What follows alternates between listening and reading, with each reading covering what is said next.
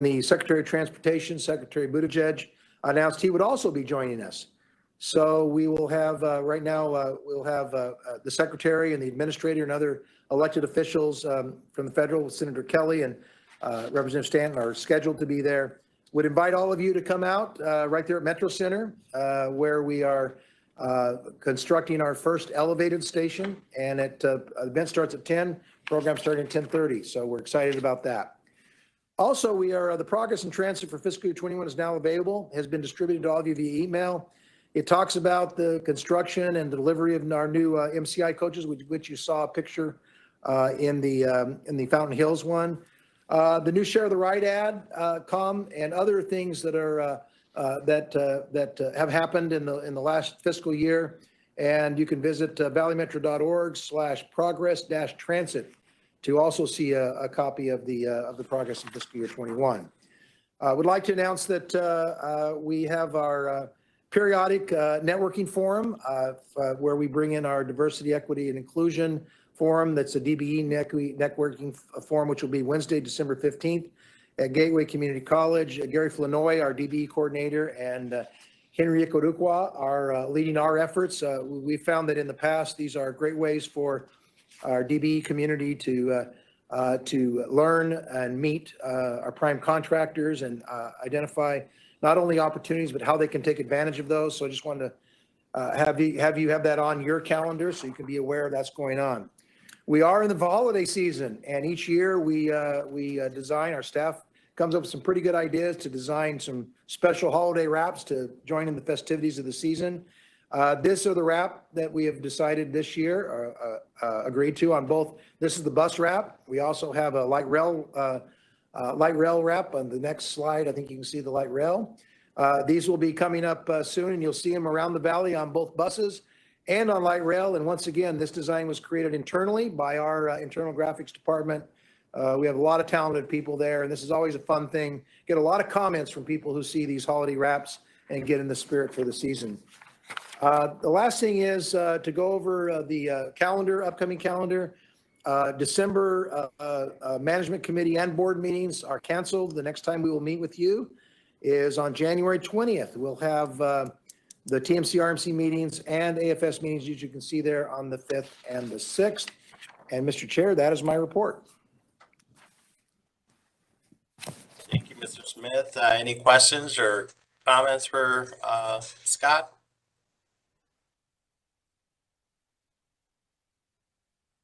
I do. I don't know if you saw it in my chat. I just saw Councilwoman Besser. Go ahead. Regarding South Central Light Rail, I sit as the chair of Economic Development, Downtown, and Equity and Inclusion. I've gotten several complaints regarding Kiewit and some of the services that are happening within the downtown area. And so what I would like is documentation of all the back and forth regarding some of the issues that those business owners are facing and what were the solutions. Councilmember, we're more than happy to meet with you and your staff outside this meeting and go over that. That's an ongoing issue. Obviously, when you build such a massive project in a tight area, there are always disruptions and conflicts, and I have a lot of confidence in our staff. We'll be more than happy to sit down with you and go through a detail of the issues that we deal with on an ongoing basis, and to talk about how we are working to make this process as painless as possible. There's no way to avoid that pain, but we want to minimize that and make sure that it's fairly distributed as best we can. And we're more than happy to meet with you and go over that in detail. I'll have our staff work with your staff to set something up. What I would like is, since it's been a public, it's in part of the report and it's part of the public piece, I would also like to know it be provided to the whole board, because I believe that it's being brought up in the public, and so publicly we can you can provide me the information But I think also there's others that are going to face this in the future when there's expansion. So I'm gladly to meet with you, but I also would like it provided. Normally in our council meetings, when there's public comments like this, information then is provided to the whole board, and what the solution is, or what the issue was and what the solution was. And so I think it's best both ways. And Councilmember, we can share that. We would like to get with you because we literally have daily and multiple times a day interaction with stakeholders and with Kiewit and with our team. So I'd need to get a little bit more specific detail as to what exactly you'd want divulged. And also, there is a public forum where these are discussed. We have a construction activity board that meets monthly.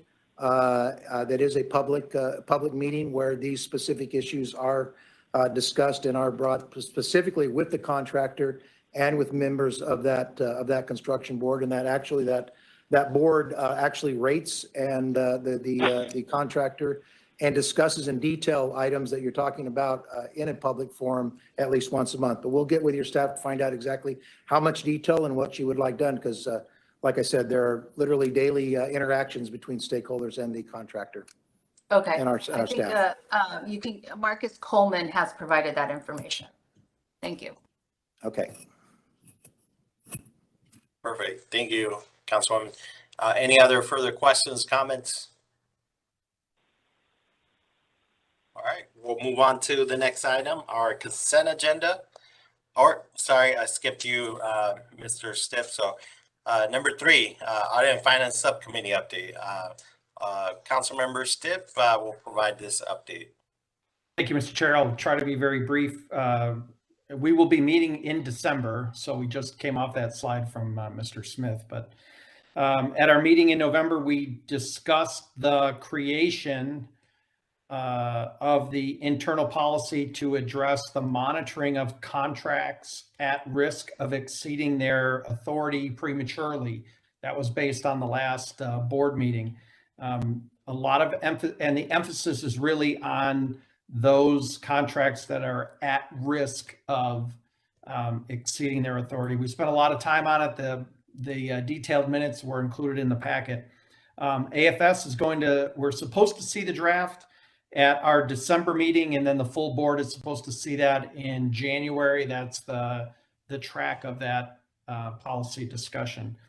The second item we talked about was an update from ADOT on their revenue forecast, which we will use for the inclusion in the Transit Lifecycle program and the creation of the FY23 budget. We had not yet received the quote unquote official version from ADOT as of yet, but right now revenues are continuing to project in the upward fashion. Next, we had a presentation from internal audit on the Vanpool program audit that was conducted by the City of Phoenix. A few recommendations came out of there that Valley Metro staff is working on, and the Audit and Finance Subcommittee accepted that without question. And finally, we had our first review of the FY22 first quarter budget variance report. Had a few questions on that. One of the things that is included in that as a result of our discussions over the past 18 months or so are some footnotes that we continue to refine every quarter. I think we are as close to bullseye as we have been, and I'd like to thank Tyler and the budget staff for that. But we have been monitoring it. We're on track right now. We don't see any financial anomalies occurring. And subject to questions, that ends my report. Thank you, Councilmember Stipp. Any questions or comments for the Audit and Finance piece?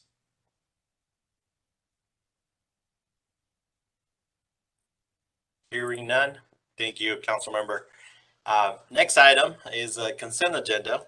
It's presented for action. I ask any of the board members have any questions or items that need to be pulled out for a separate discussion. We have our minutes and then IT hardware replacement on the consent agenda. So if no questions or comments, request a motion and a second to approve the consent agenda.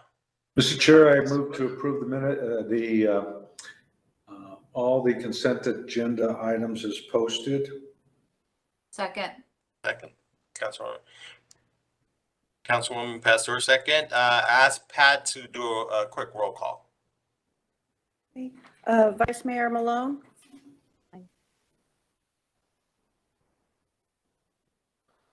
Councilmember Goodman. Aye. Mayor Kevin Harkey. Yes. Vice Mayor Dorsey. Yes. Mayor Peterson. Yes. Councilmember Tomachoff. Aye. Councilmember Stipp. Aye. Councilmember Heredia. Yes. Councilmember Pastor. Yes. Councilmember Brown. I vote yes.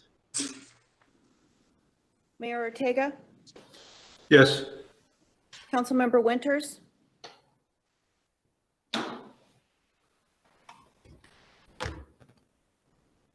Councilmember Gomez.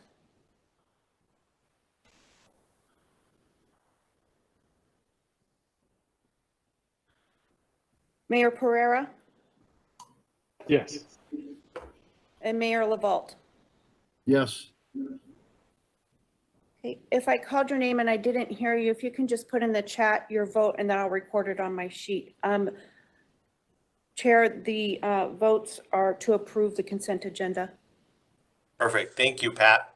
Appreciate it.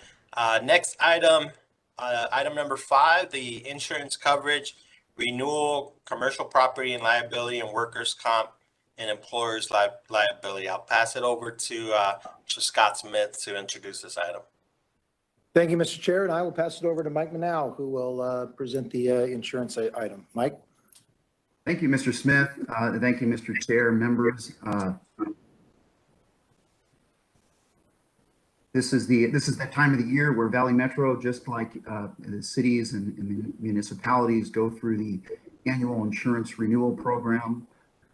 Before you is the best available program and costs that are available to properly and accurately insure Valley Metro's assets and to protect against losses going into this next year. Happy to answer any questions. We had a handful of very good meetings with the risk professionals from the different cities and also follow-on meetings with city staff to make sure that we work very closely with our broker to weigh all available options with respect to coverage amounts and deductibles, and what's presented before you today for approval really is what's the best available in the market. Happy to answer any questions. Thank you, Mr. Manow. Any questions or comments for Mr. Manow? Mr. Chair, it's Lauren from Glendale. I do have a question. Go ahead, Councilwoman.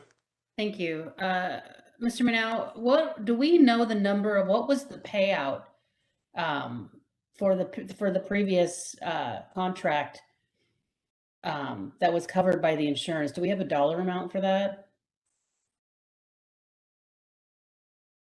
Councilwoman Tomachoff, Mr. Chair, are you referring to to last year's approved budget for insurance renewal for the insurance Well, renewal I'm program? wondering, no, not what the premium was. I'm wondering how much did the insurance policy pay out for claims? Oh, I think it might be. Thank you for the question. Probably the best way to answer that is to focus on the particular line of coverage that is by far causing the most considerable expense this year, and that's the inland marine insurance coverage. That deals with that. It's called the inland marine. That deals with coverage for Valley Metro's light rail vehicle fleet and soon to be streetcar fleet. That is by and large causing the most considerable increase this year. With respect to payouts, over the last year, Valley Metro has experienced a derailment that was in March of this year, where one vehicle was not able to be repaired, and so therefore was fully replaced. Travelers, the insurance carrier at the time, paid $3 million for the replacement of that vehicle. We also had another significant incident that caused about $1.5 million in damages as well, and Travelers also covered the cost, repair cost associated with that LRV. Okay, thank you. I have one other question. Does this policy include a not to exceed amount? Is there a cap on benefits? Yes, with respect, yes, Councilwoman, with respect to the inland marine, there is a cap, a total cap of 100 million. And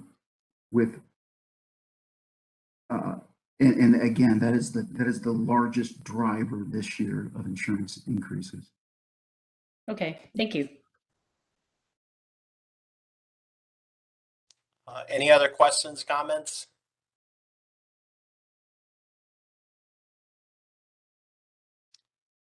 Hearing none, we request a motion and a second to authorize the CEO to purchase renewal coverage for Valley Metro's insurance needs as follows. Commercial property and liability insurance coverage, including workers' compensation and employers' liability from December 1st, 2021 to November 30th, 2022 for an amount not to exceed $5,671,877. Rpta's obligation is just over 407,000. VMR's obligation is over 5.2 million. Request a motion and a second. So moved. Lauren. Second by Bill Stipp. And second from Council Member Stipp, I think. Right. Perfect. I'll ask Pat to take a roll call vote. Okay. Vice Mayor Malone, Yes, aye. Councilmember Goodman, Aye. Mayor Hartke, Yes. Vice Mayor Dorsey,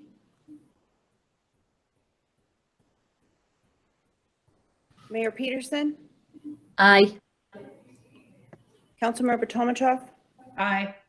Councilmember Stipp, Aye. I'm going to say he's a yes since he seconded the motion. Councilmember Heredia, Aye. Councilmember Pastor, Aye. Councilmember Brown, My vote is yes. Mayor Ortega, Yes. Councilmember Winters, Councilmember Gomez,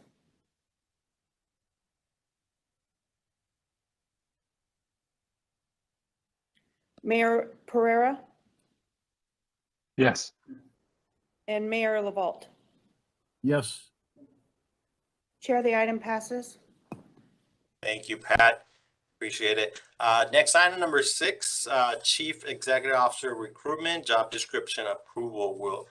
We have sent over the job description, and first I just want to thank the members of the ad hoc recruitment committee for their time reviewing. We took some time earlier this month to review the job description, answer some details and comments that members had on it, and we're presented for approval for today.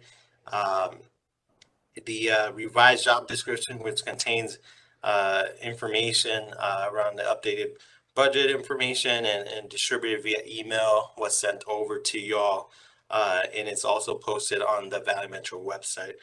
We have here Jan Plank, who's been assisting us from she is the Human Resources Director for Maricopa County, and also we have Greg Moser from Krauthammer and Associates, our consultant that is leading the charge on this recruitment, are here today and available for any questions from anyone, any board members here. So Any questions or comments from the board?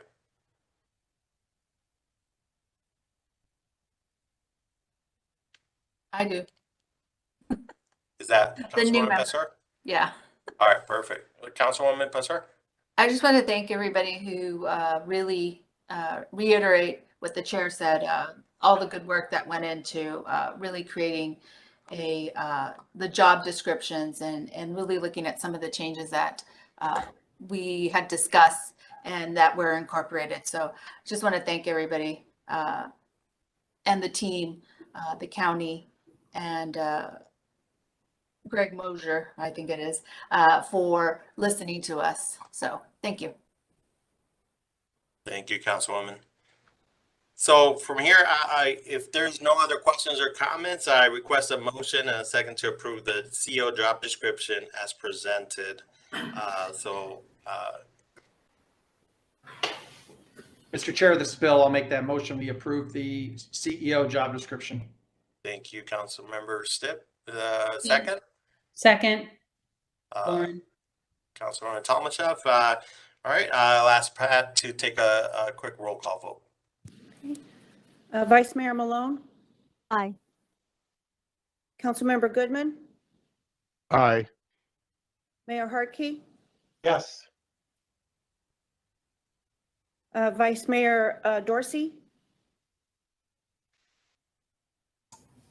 Mayor Peterson, Aye. Councilmember Tomachev, Aye. Councilmember Stipp, Aye. Councilmember Heredia, Aye. Councilmember Pastor, Aye. Councilmember Brown, Aye. Mayor Ortega, Yes. Councilmember Winters, Yes. Councilmember Gomez, Mayor Pereira, Yes. and Mayor Michael LaVault. Yes. Chair, the vote is unanimous. Thank you, Pat. Appreciate Still it. working on my lingo on that, sorry. No worries. You're good. Item number 7, we have the fiscal year 2020 transit performance report, and I'll call on Mr. Smith to introduce this item. Thank you, Mr. Chair. I'd like to introduce Marty Zink from our planning department, who will give you an update. Where's Marty? Oh, there he is down there. Okay. Who'll give you an update on the transit performance report. Marty? Thank you, Scott. Chair Rpta and members of the boards, I am here to present this year's transit performance report. This is from July of 2019 through June of 2020. So that's the data that you'll be seeing. The data from July of 2020 through June of 2021 will be presented to this body next spring. Before I get started, I just want to give a huge shout out to all of your staffs who helped us in compiling this report. As you'll see as we go through this presentation, it is a more detailed summary than we've done in past years, namely to account for the impacts of COVID-19. So next slide, please. Just as usual, some system highlights of what happened from that time period of July 2019 through June in 2020. We saw a little over an 18% decrease in total boardings year on year from fiscal year 19, namely due to COVID. And we'll be getting into more detail in latter slides on what some of the breakdowns are on this. Similar to past years, we see about 3/4 of all system boardings on the bus. In terms of the mode that carries the most passengers per mile, that did continue to be our rail system with just under 4 boardings per mile. Our ADA Paratransit maintained above a 90% on-time performance, and our Vanpool average fare rose slightly year on year to about $3.84. Looking at all modes, so every rider that enters the Valley Metro system on our ridership, there was a slight decline from fiscal years 18 to fiscal year 19. And prior to COVID hitting, we were on a very similar trajectory. So a slight decline, not much. However, when the pandemic hit in those last 4 months of this fiscal year, that's when we did see a larger decline. In terms of our operating cost per vehicle mile, it did go up, but by only about 50 cents. Looking at, again, all modes, and this type of a slide will become familiar throughout the presentation. Whenever there's that COVID type molecule on top, that's when it's a COVID specific stat. So this is not comparing year on year, but comparing what we're calling the pre-COVID period, which is July of 2019 to February 2020, and comparing that to really when COVID hit the valley starting in March of 2020 through the end of the fiscal year in June.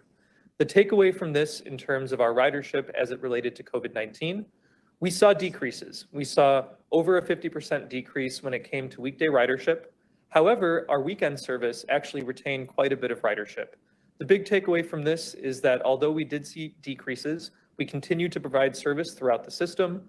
And because of that, we were able to serve our essential riders and keep people going to jobs and keeping the valley running. In terms of how the agency responded to COVID-19, we started right away in March 2020 when the threat became clear by introducing rear door boarding on buses and enhanced cleaning and fogging of all fleet, as well as, of course, bringing this message out through our marketing to everyone and in every method that we had available.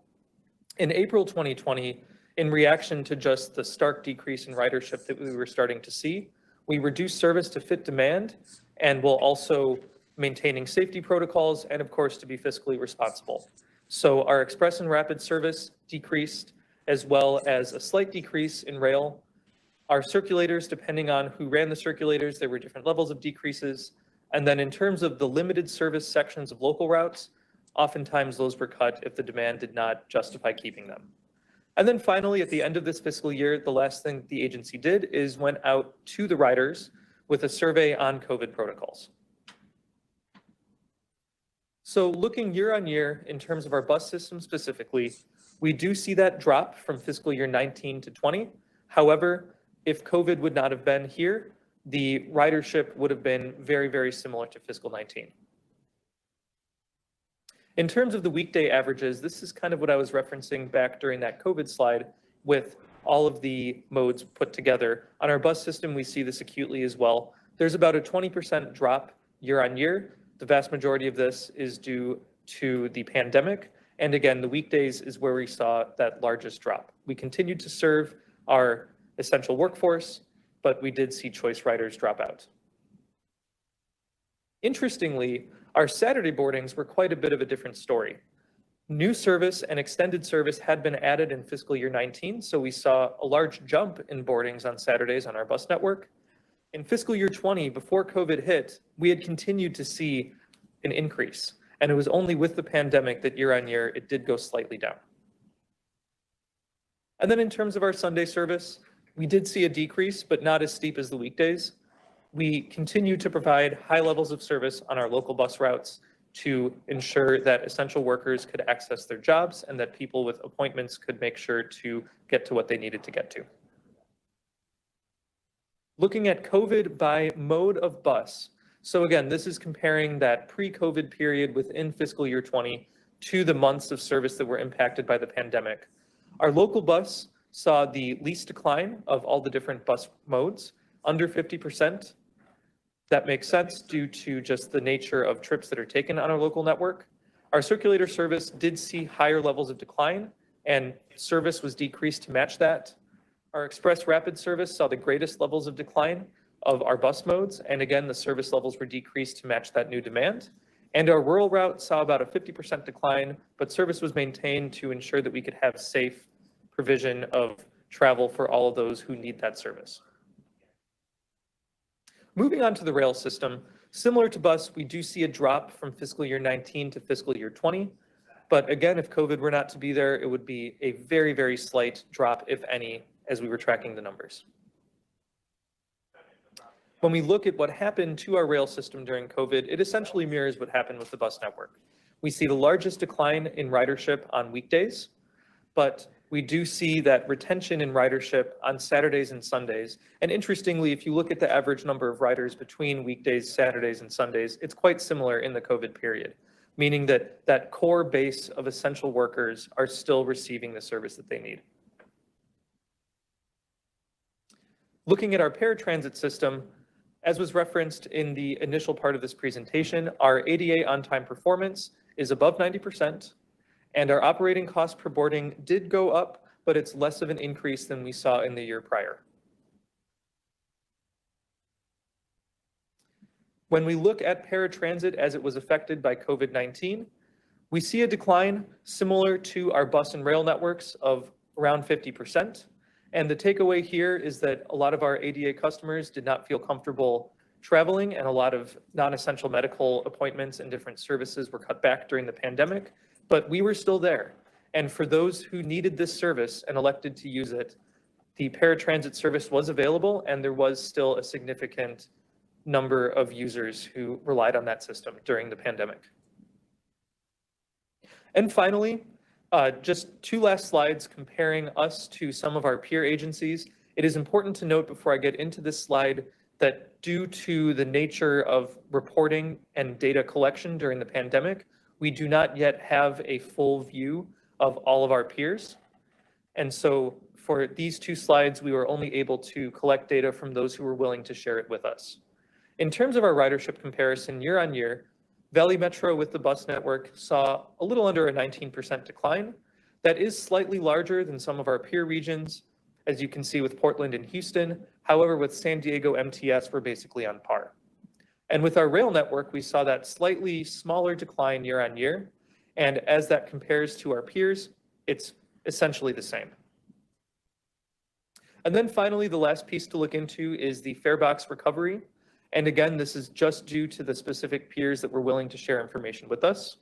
On our bus network, we saw a little under a 30% decline in fare box. Mind you, once that the COVID protocols hit in March of 2020, we instituted rear door boarding on our buses as we installed the different operator safety mechanisms before opening front door boarding back up. In these two peer agencies, they already had safety mechanisms in place, so they did not have to go to that same operation style.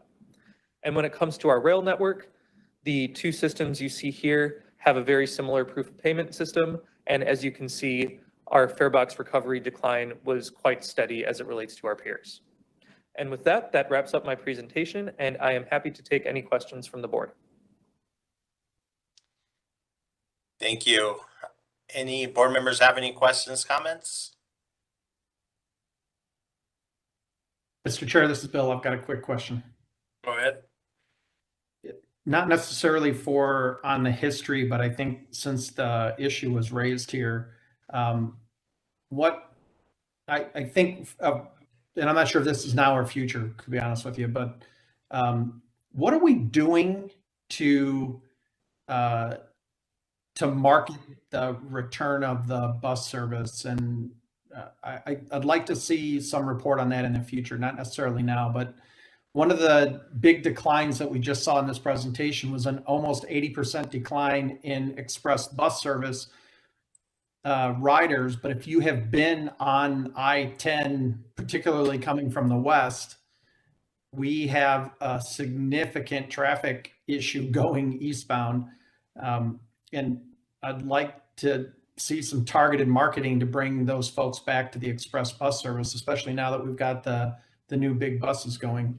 So I'd like to know what the future plan is for that. Not today necessarily, but at a future agenda, or at least a staff report on the side. Thanks. Thank you, Councilmember. Any other questions, comments?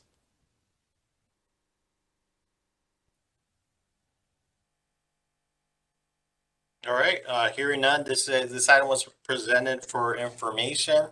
If you have further questions or comments, I'm sure you can ask Valley Metro staff for that information. And what Councilmember Stitt brought up is a good question on kind of what are we doing to bring back riders back to our system across the board, specifically on some of these areas that we've lost quite a bit of riders. So next item, item number 8, the history of regional transportation plan, Prop 400 Transit Lifecycle Program. So I'll pass it over to Mr. Scott Smith. Thank you, Mr. Chair. And on your last comment, we'll get staff and prepare a report on the marketing efforts and the efforts related to the express bus. as Councilmember Stipp has requested. It's been brought up, as far as item 8, it's been brought up on several different occasions, questions about, Mr. Crowley, of course, brings it up, the history, you might want to say, of services and how it relates to those services that were initially presented, or some people might say promised, in the Prop 400 in 2004, and how that has progressed over the last almost 17 years now, as to what we have been able to actually provide the service levels. Of course, during this time, we have gone through the Great Recession and other financial and other situations that has drastically affected the original plan. We've gone back and looked and tried to recreate as best we could some details of minutia from back in 2008, 2007 through 2010, and we found that that's extremely difficult to recreate, although we're still trying. But we do have some overview and some overall reports as to where we are, as to what was promised, what has ended up, the impacts on revenue and on routes that are provided now. And we're hoping that this can at least give you a snapshot, an overview. If, of course, there is more detailed information that we need to provide, we're more than happy to continue our efforts to look for those details and to work. We worked very much with MAG to get this information. We'll continue to work to provide whatever details you would like. But we decided that it was important that we provide this overview with what we had so far. And so I'd like to turn it over now to Tyler Olson and Josh Hope from our finance and budgeting, who'll give you an overview as to the history of Prop 400. So Tyler. Thank you, Scott. Good afternoon, Chair Heredia, members of the boards. I'm going to be presenting for information today. As Scott mentioned, a bit of the history and the original plan, what has impacted that plan and where we're at today. Before we get started, I would like to thank our colleagues and partners at MAG for assisting us with some of the historical knowledge of the original RTP development and the maps that we've included in our presentation today. So I'll first cover the background of the original RTP and Prop 400, then what was included in that plan for service and projects, as well as the significant impact of the Great Recession that Scott mentioned, and update as to where we're at. So the original Regional Transportation Plan, or RTP, was developed over 18 years ago and approved by MAG Regional Council back in 2003. This plan was a collaborative effort by MAG member agencies, the Arizona Department of Transportation, and various public and private stakeholder groups. The bus portion of that plan was developed by Valley Metro. The Regional Transportation Plan included 3 transportation modes: highways, arterials, and transit, and really was the basis of the Prop 400 plan that went to voters. The transit portion of the RTP focused on projects and regional service, multi-jurisdictional service connecting communities across the valley, and maximizing ridership and usage of that service.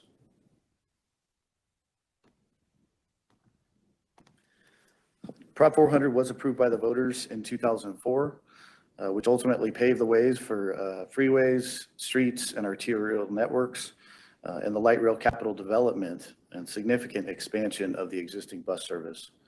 Prop 400 resulted in a half-cent sales tax that was split between 3 transportation modes, with transit receiving 33.3% of that tax. Prop 400 was replaced by the existing, Prop 400 replaced the existing Prop 300. The latter was very minimally transit focused. It's a 20-year tax beginning in 2006 and will sunset in 2025.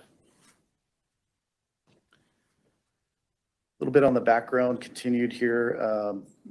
The Public Transportation Fund is the transit portion of Prop 400, also known as PTF. Essentially, that's 33.3% of the total revenue generated by Prop 400. It does come with state guidance on how it can be spent in the form of state statute. The state allows Rpta to spend public transportation funds on capital, maintenance, and operations. However, for Valley Metro Rail, that is very different. It's really only can be used on capital and utility relocation costs. So operations for light rail is 100% locally funded. There are no PTF funds for light rail. Shortly after Prop 400 was approved, the board adopted a policy back in 2005 to define the allocation that each agency receives of that funding. The board policy states that PTF for Rpta is 56.76%, and the remaining amount of 43.24% goes to the Valley Metro Rail program. Each agency has a financial model, also known as the Transit Lifecycle Program, TLCP, to ensure that revenues and expenditures are balanced over that period. So the next three maps will detail what was included in the original 2003 plan service and projects for Prop 400. Essentially what was given to our voters in 2004. So here's a look at the planned supergrid routes. Let me explain this map a bit.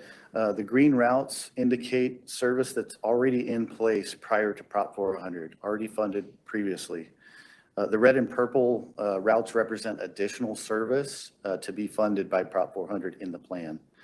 So supergrid routes are operated along major roads and the regional arterial grid network. The supergrid network allows for a higher level of operational efficiency than the local bus network by regionally funding these key routes at a consistent level of service across all served jurisdictions. So Tyler, if I could, so these were the plans that were presented to the voters as was anticipated over the 20 years would be funded by Prop 400. That's correct. Okay. Yep, with the exception of the green lines. Which was already there. Exactly. Already there, okay. So here's a look at the bus rapid transit plan for the routes included in the Prop 400 funding. There were no existing BRT routes before Prop 400. This includes express and rapid buses. And Prop 400 also was planned to pave the way for construction of today's light rail system. The original plan included over 57 miles of rail. There was no existing rail service prior to Prop 400.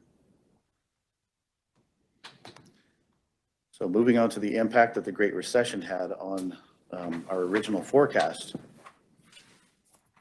So this chart shows the cumulative 20-year forecast for each year that's represented by the green shading, beginning with the original 2003 RTP in the first column. So the Prop 400 plan, just under $5 billion.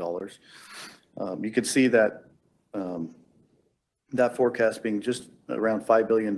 In 2006, that forecast was even stronger, hitting $5 billion, a little bit over. And then in 2007, you can see how we pulled back a bit, but not from the original plan. But what's really happening here is the impact of the Great Recession, as you can see through years 2008 through 2010, really creating quite a significant loss to our original plan of almost $2 billion. So, you know, within the first 5 years of Prop 400, experiencing that Great Recession, not being able to forecast that, we literally lost $2 billion of our 20-year program, almost 40%. The amounts in purple represent actual collections, cumulative collections to date. So you can see by the end of our plan in 2026, will be just over $3 billion in the 20 years. So here's a closer look at the original 2003 plan versus actual collections to date and the projections for the remainder of Prop 400. So again, this was the original plan, but you can see on that previous slide that in 2006, we were actually at $5 billion, even higher projection than the RTP based on where we started. So the Great Recession and decisions made thereafter had a significant impact on the 20-year plan. It really forced member cities to prioritize service and projects in the regional plan within those revenues. Being reduced by 40%, that was significant. Based on this reprioritization, the board established jurisdictional equity requirements that had several impacts to the intent of Prop 400. It originally started out as the regional, funding of across the board, but by putting the jurisdictional equity requirements in there, it really allocated PTF to each city that took precedence over service and performance. So it really forced cities to prioritize the service within the available funds that they were allocated. And this ultimately created a barrier to establishing a more regional service.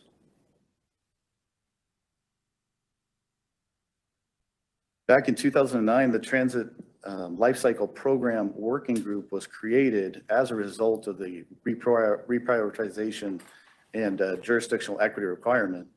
This group was made up of member city staff, Valley Metro staff, and the group was really responsible for proposing public transportation funding policy changes due to the Great Recession. So based on those recommendations, the board adopted a policy that established jurisdictional equity and how it could be monitored and maintained. Shortly thereafter, in February of 2011, the board established jurisdictional equity thresholds for each subregion. So our West Valley members are grouped into the West subregion, East Valley members in the East subregion, and then Central subregion is Phoenix. Specifically, each subregion must be within 2.5% of their collective allocation. So each member city's allocation combined with others in that region. And each member city must not be over allocated by more than $7.5 million, under allocated. The board can modify or ignore these policies as needed, as has been the case in previous years. In 2019, for example, the central subregion was at 2.7% allocation, so they were slightly over that 2.5% threshold, but the board did approve that.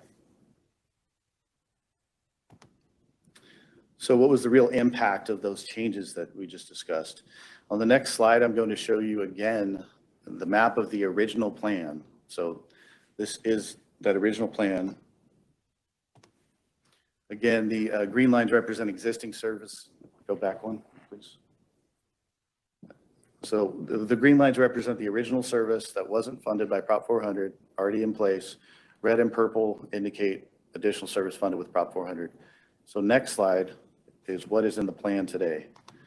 So this map's pretty busy, but let me simplify the colors. The gray lines represent that service that was already funded before Prop 400. Green, yellow, and orange lines represent the service that is either already funded with Prop 400 or will be by the end of the plan based on our current forecast.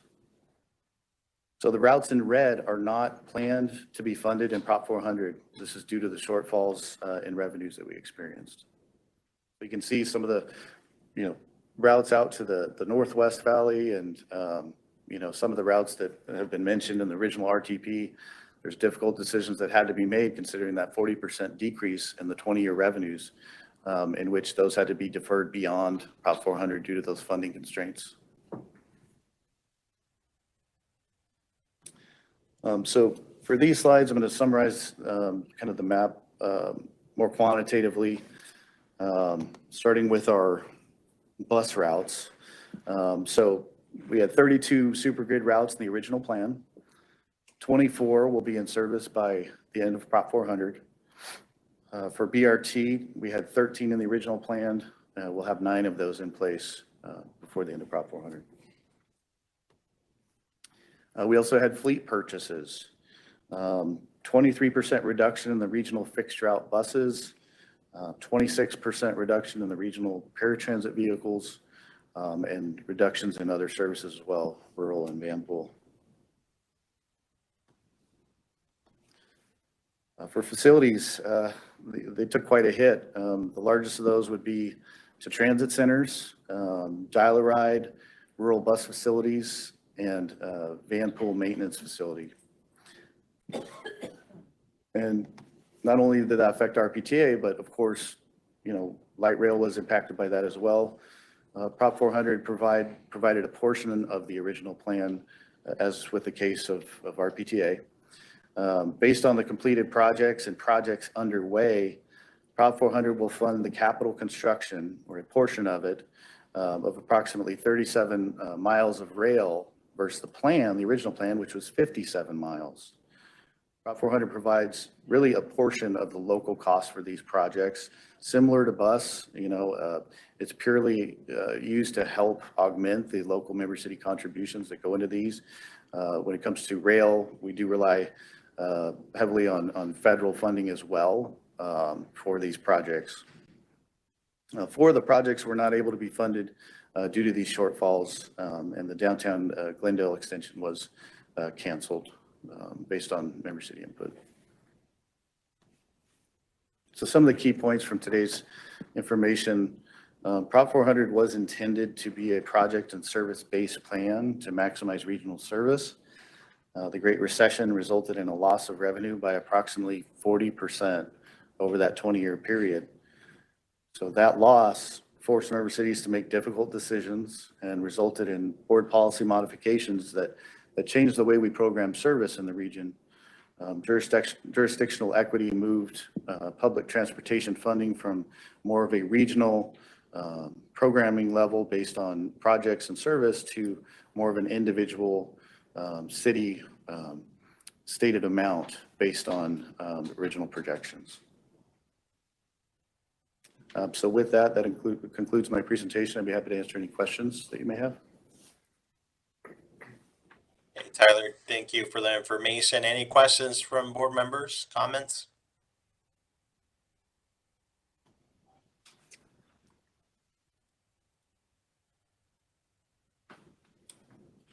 All right. Well, thank you again. Really good information here. And if you have any further questions or comments, you can reach out to staff for that as well. We'll move on to our agenda. Mr. Chair, I'm sorry, Mr. Chair, if I could, just as a sidebar, and thank you, Tyler and Josh, for putting that together. We have planned in January, I believe, to have MAG come and present for the board the Momentum Plan, Momentum 2050, which is the result of the planning process for what we'd call the Prop 400 extension. So sort of as a carry-on and say, here's the history of Prop 400. Well, what does the future hold? We were planning to present that to the board, have MAG come in and present that plan to the board in January. So for your information, we'll see what the plan right now is and what the hopes and expectations are for post Prop 400, and if we can get an extension of that tax. Thank you, Mr. Smith. Yeah, that's a great topic for discussion. I'm sure we all have questions and comments on what's happening with the Prop 400 extension process. So we'll hear that in January then. Thank you. Next item, quarterly reports. Again, this is for information purposes. Any questions or comments from any board member? All right. Next item, number 10, travel expenditures and solicitations. Again, for informational purposes, any questions or comments from board members?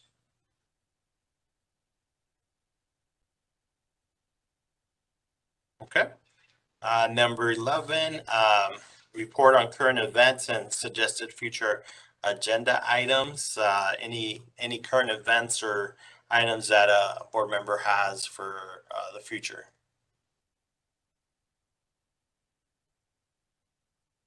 Hearing none. The next meeting of our joint board is scheduled for Thursday, January 20th, 2022, 11:15. This concludes the agenda items for today's joint meeting. There's no further questions. This meeting is adjourned.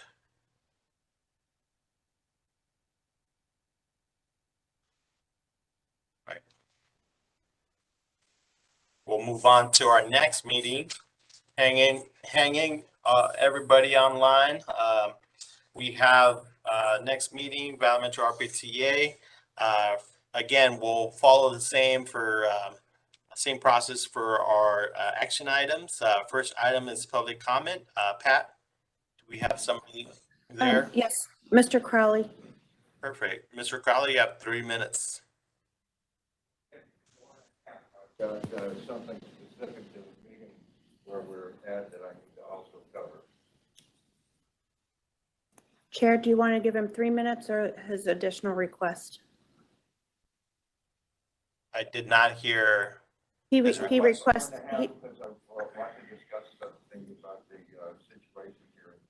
he's requesting an additional 1.5 minutes, so asking for 4.5 minutes.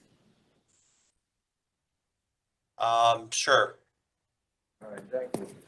First off, whenever I come in, wait a minute, it's past time. Go ahead.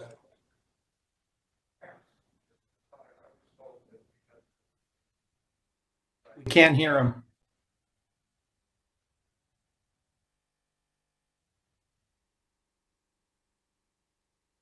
I don't know if he's speaking, Pat, but can't hear the. Mr. Chair, the microphone went dead, so we're getting him a new microphone.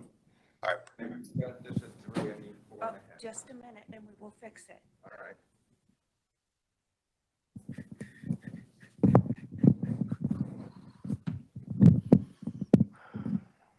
Four and a half. Go for it, Mr. Crowley. They only have me down for 4, and you said I could have 4.5. All right, you can start. Okay, all right. Why don't you put it at 5 and I'll stop at 4.5. Just start, Mr. Crowley. You'll have All right. 4.5 minutes. Thank you. I'd like to point out that every time I come into this building, I'm made sure to reminded that I need to be wearing a mask. Now, we'll call it the staff board that's sitting at the dais. You'll notice that none of them have a mask on. Now, some have masks with them, but if it's good for the goose, it's good for the gander. Also, this is supposedly a public hearing, right? Well, your Zoom document is perfect for your board staff to see who's doing what here, but there's nothing in the public section that shows you or what you're doing. From my seat, it's almost 75 feet from the major one, and if I look over the lady's shoulder, it's still 8 feet. And since you guys are having this for the public, not staff, is there a reason this other unit here couldn't show the Zoom meeting? As I said, where I sit, I can't see you.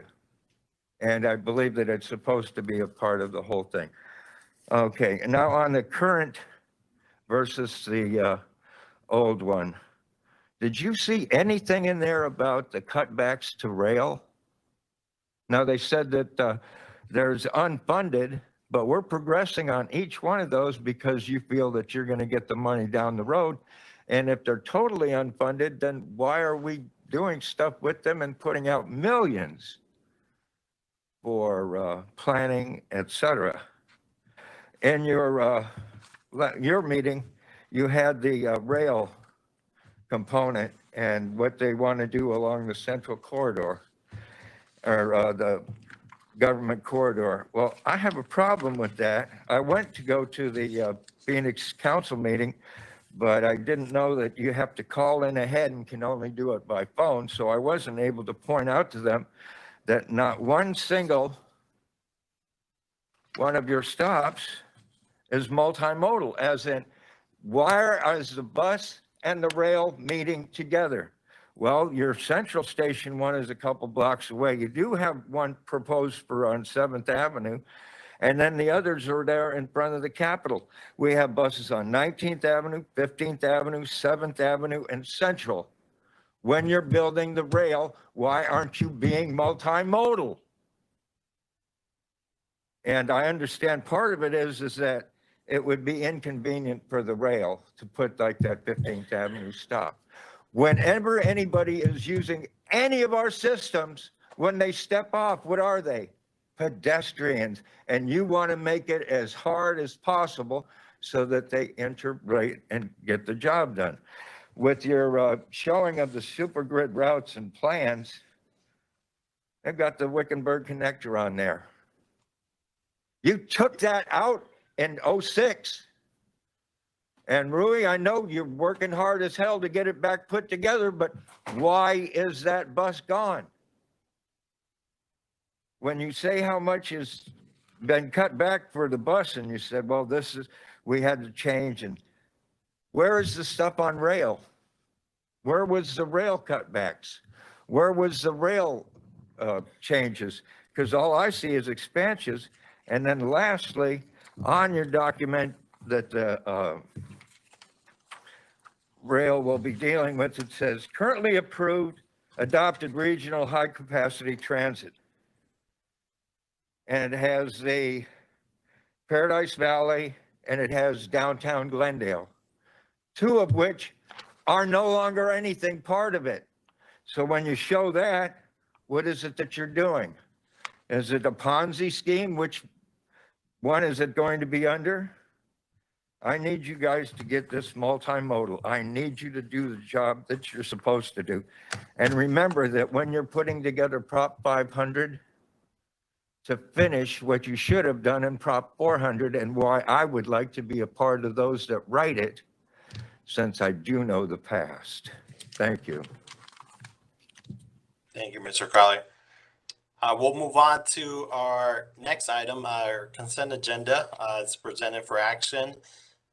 There is one item, LED lighting upgrade, and our two items are minutes and then the LED lighting upgrade at the Mesa bus operation maintenance facility. I ask any board members if they have any comments or questions. Hearing none, I request a motion and a second to approve the consent agenda. Mr. Chair, Bridget Peterson, motion to approve. Thank you, Mayor. Second. Second, Jeff Brown, Queen Creek. Thank you, Councilmember. Request Pat to take a roll call.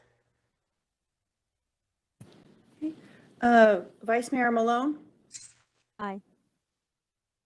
Councilmember Goodman, Mayor Hartke, Yes. Vice Mayor Dorsey, Mayor Peterson, Yes. Councilmember Tomachoff, Aye. Councilmember Stipp, Aye. Councilmember Heredia, Aye. Councilmember Pastor, Aye. Councilmember Brown, Aye. Mayor Ortega, Councilmember Winters, Aye. Councilmember Gomez, Mayor Pereira, Yes. Mayor LaVault. Yes. Chair, the motion passes. Perfect. Thank you. Next item, number 3, Valley Metro Rpta bus advertising program. I'll have Mr. Scott Smith present this item. Thank you, Mr. Chair. As most of you on the board are aware, some who are new may not be, but from the date of its inception, Valley Metro Rpta has not allowed, by policy, external advertising on our buses. Valley Metro Rail has, for many years, included external advertising. Several months ago, the issue was raised about the potential for advertising and the revenue that might be related to that, and asked staff to study and present for the board's consideration changes to this policy. We've gone through several different exercises to gather information, not only as to what is possible, but throughout the industry and here locally, where the city of Phoenix has had advertising on their buses for many, many years. Utilizing our experience in the rail and what we've learned from other agencies around the country and locally here from the city of Phoenix, we are here to present to you proposals to change that policy and to implement or allow advertising on the exterior of RPTA's buses. There are 2 actions before you to accomplish this, and I will turn it over to Hillary Foose, who's been leading the effort and knows this program inside and out, to present to you the proposals and give you more of the background. Hillary. Thank you, Mr. Smith. Mr. Chair, members of the board, thank you for your time today. We will be going over several items as part of today's discussion. I'll be giving you an overview of the recommended program.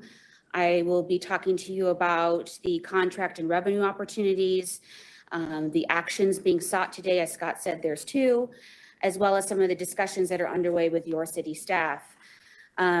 Just a reminder, we did talk to the board extensively about this topic back in the spring earlier this year, and really based on your feedback from that meeting, feedback from the management committee, our industry research, also talking extensively with the city of Phoenix. They've been great answering all of our various questions and being very responsive to us as we embark on this. We are presenting to you a recommended plan that really takes a very balanced approach based on the feedback we've received, seeking to balance revenue. We seek to enhance the revenue that the agency generates, as well as items related to branding and safety. Safety related to, we've heard from our safety professionals, in the organization, and so I'll be going into that here in a moment. So what's in front of you is an overview of the program being recommended. We are recommending exterior bus advertising for local fixed route buses and circulators, really as determined by those circulator cities. And so we are talking with your city staff about, if you have a circulator operating in your city, the interest that you may have now or maybe into the future. Again, to be clear, this program can evolve.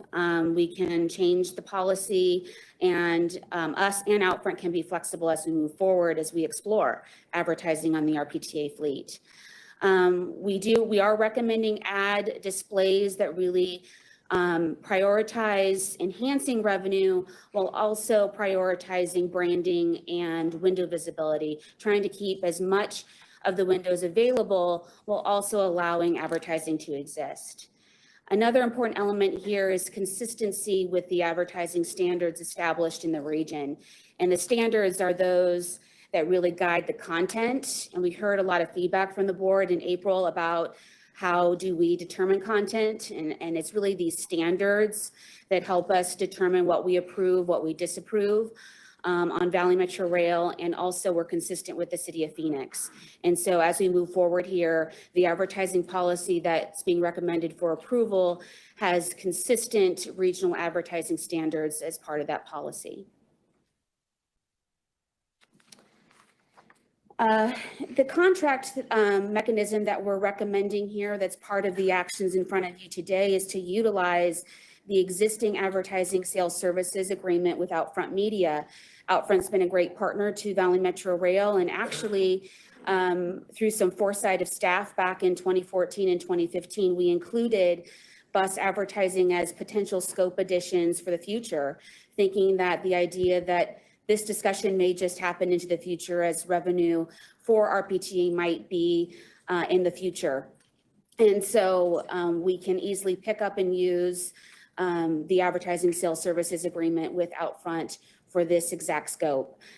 Outfront has committed to maintaining the revenue share of 65% of net advertising, which is the same rate that we have for Valley Metro Rail, and is very commensurate with our peers in the industry, both with the city of Phoenix and our peers nationally.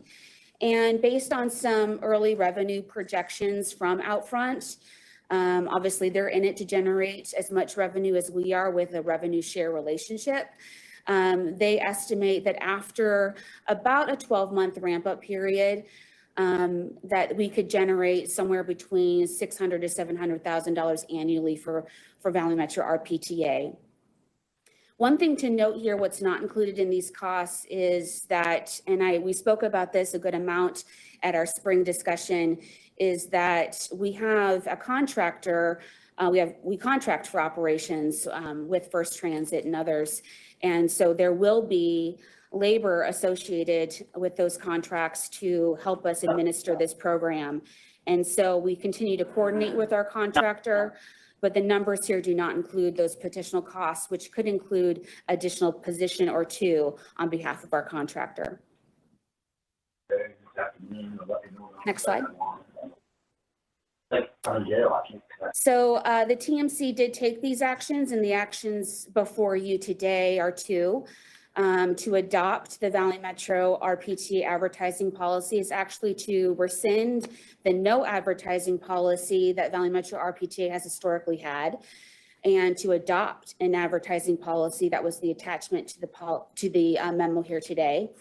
The policy essentially outlines the available assets available as part of the program, as well as the advertising standards that really guide the approval and disapproval of content, like what would be those ads that are on the sides of our buses.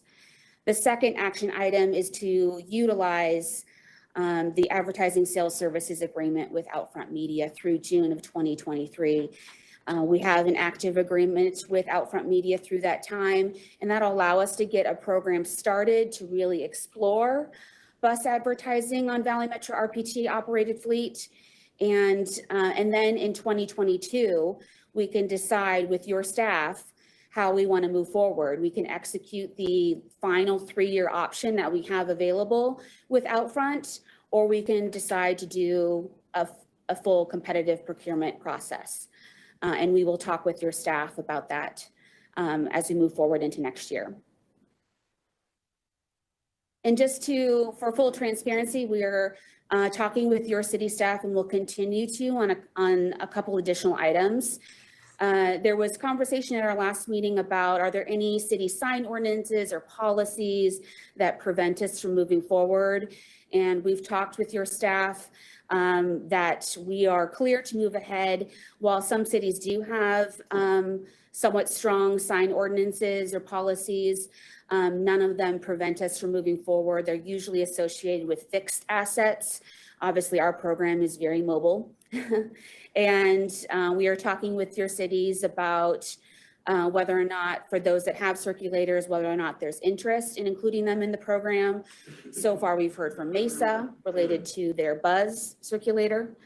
And also the revenue allocation model. There's a couple options that we as staff have thrown out. And, you know, here at Valley Metro, we're pretty indifferent into how the revenue is allocated. There's an annual revenue mile allocation that we've suggested, as well as a regional services allocation as well. And we will talk to the staff we have, and we'll continue to talk to the staff about those options through the financial working group. And so far in our discussions, the annual revenue mile allocation, which is one that we use for other credits, seems to be coming out as a preference, but hasn't been determined yet. And so with that, I know that was a very quick overview. I'm happy to answer any questions at this point. Okay. Thank you, Hillary. Any questions or comments? I see on the chat, the Tempe has a message from the council member, Arredondo Savage, but if anyone has any questions or comments first, or I'll just go through to Tempe's comments from the councilwoman. Thank you, Mr. Chair. I know it's somewhat unusual for a proxy that's not an elected official to comment, so I appreciate the opportunity to read Councilmember Arredondo's comments. She said that Tempe is in support of the annual revenue mile allocation model for allocation.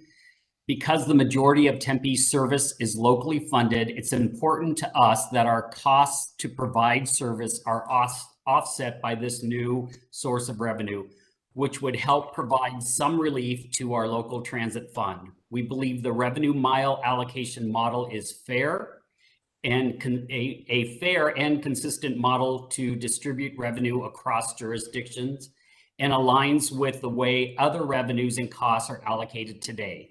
Tempe would support a revised approach to advertising to utilize additional space on the vehicles, more so in alignment with the model used by the City of Phoenix on their buses, in the interest of maximizing potential revenues from the new advertising program. That's the conclusion of Councilmember Arredondo's comments. Thank you again for allowing me to read them. Thank you. Any other questions? I see on the chat, Councilwoman Pastor, you have a question around why not maximizing revenue by limiting the size. want to further add to that comment? Yeah, I think we're limiting our revenue by not expanding the size we're limiting the size of advertisement. As stated right now, currently, the city of Phoenix wraps their buses and doesn't limit their area. There's certain things that we do due to excessive heat safety pieces, but we've worked all those pieces out, and we wrap our windows. So we advertise on, it's a full wrap, and very similar to the light rail. So I'm questioning as to why we're not doing that. And we have policy on it. I mean, I can send our what we put in. Thank you, Councilwoman. Does Hillary or Scott want to answer any of that? I know we have a couple comments. Sure. Mr. Chair, Councilmember Pastor, thank you for the question. Yes, we are recommending advertising types that do stay between the wheels.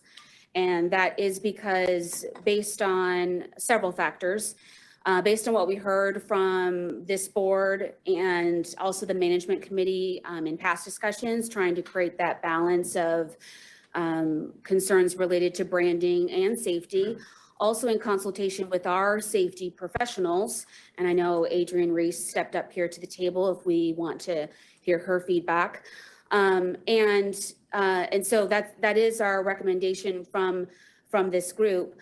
I'll also say that we did consult with Outfront based on, I know we were, for full transparency and to understand if we were taking the more of the City of Phoenix approach or a less restrictive model, what could we generate? And it was a little above $1 million a year was the estimation. And let me couch that a little bit. We have about half the fleet that City of Phoenix does. So that number lines up with what the City of Phoenix does generate. The City of Phoenix program generates about $2 million a year for their bus advertising program. So that number lines up with that.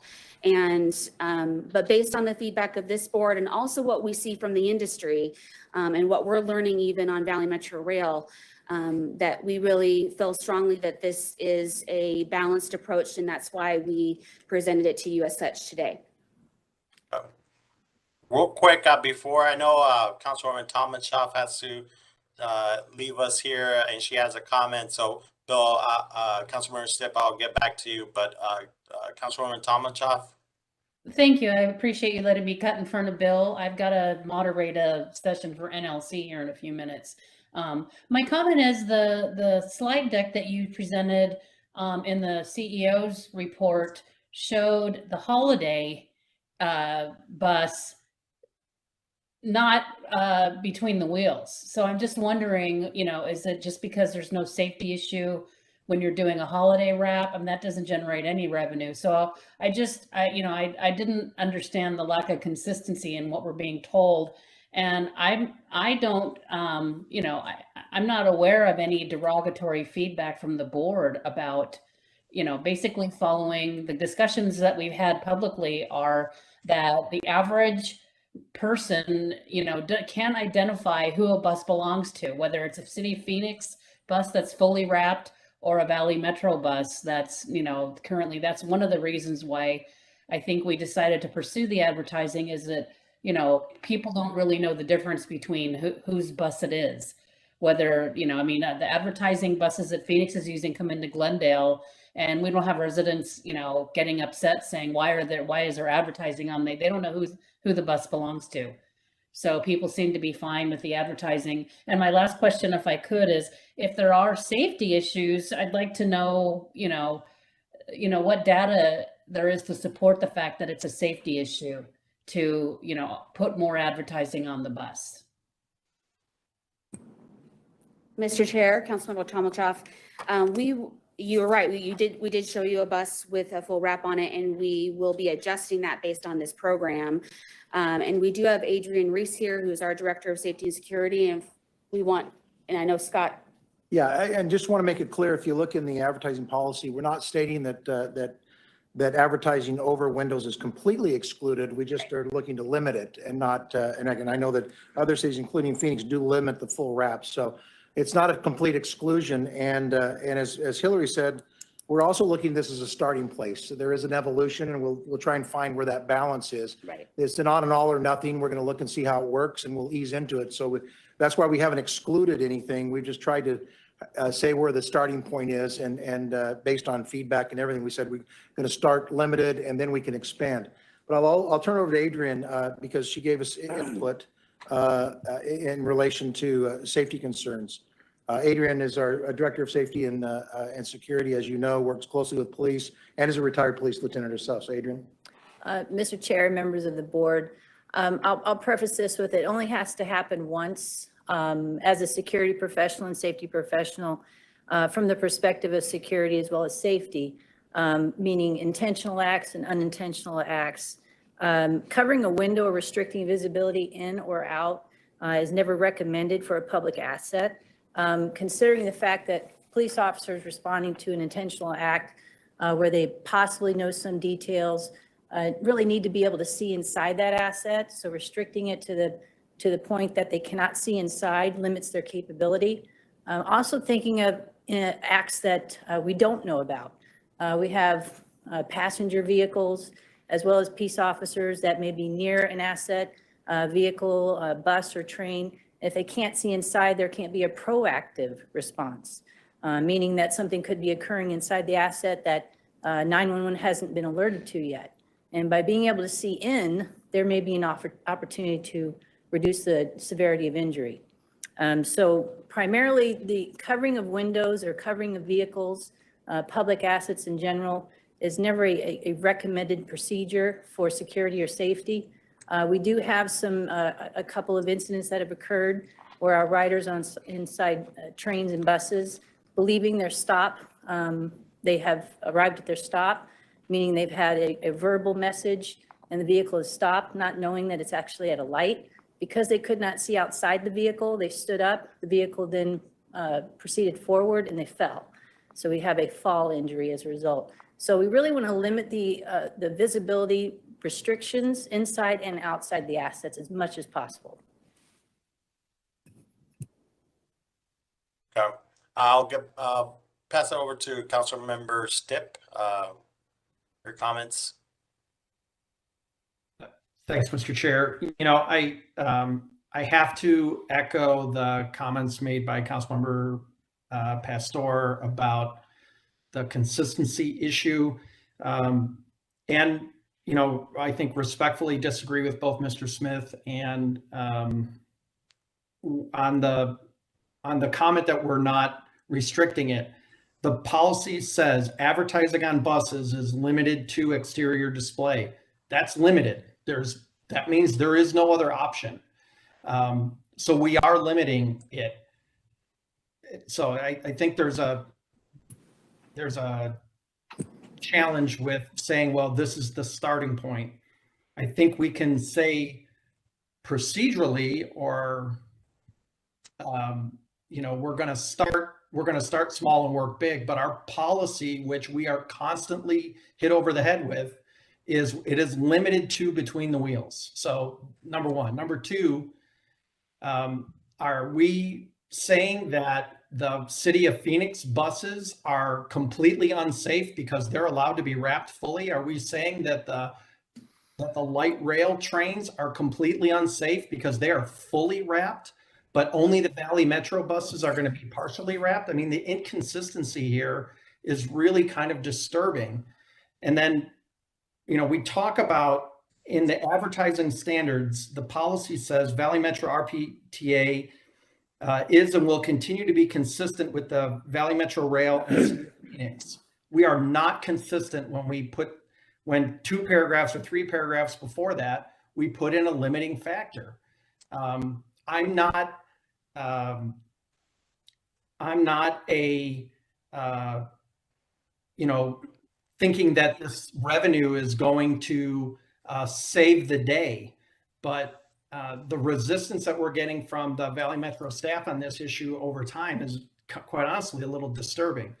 I really think if we need to do it, we need to do the exact same for the rail, and we need to do the same thing for the bus, and it needs to be consistent throughout the entire valley. And if all of the buses are wrapped, all the buses are wrapped. If there's a safety issue, then I think there needs to be higher coordination with the city of Phoenix and what they're doing on their buses. This is not